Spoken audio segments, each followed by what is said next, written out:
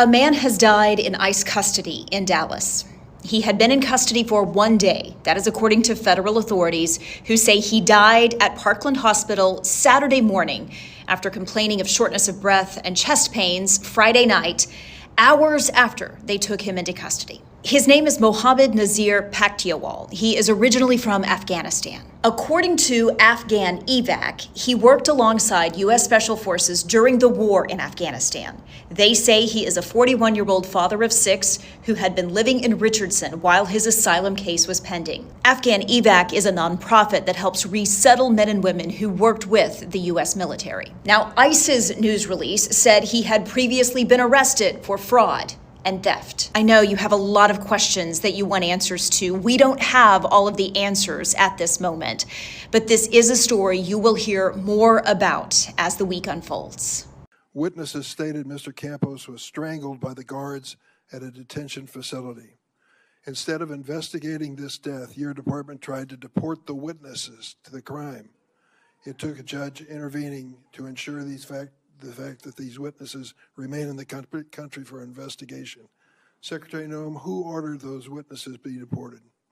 Sir, I can't speak to the details of that case as it continues to be investigated, but I do know that within our detention facilities, we have the highest federal standards of any detention facilities compared to state or other local facilities that may detain. There was an effort to deport the witnesses?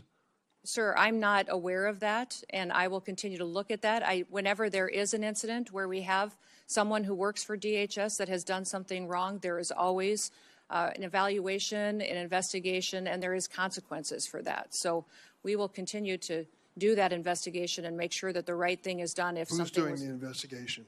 There are internal investigations within. Investigation. Is that what you're saying? Yes. ICE and outside independent agency that's part of that investigation? Not that I'm aware of at this point in time, but I may not be able to speak to the details of this case because I'm not fully informed on it. A man lost his life. They kidnapped me. They took me. They arrested and detained me for 2 days, and I was put in county jail. ICE came. They came out of their cars. They asked me to see my ID. And while they were asking me to see the ID, that man, he called me the N-word. They pushed me hard. They used a lot of violence. My body still hurts. I got a concussion. It's really hard for me to speak because of that concussion.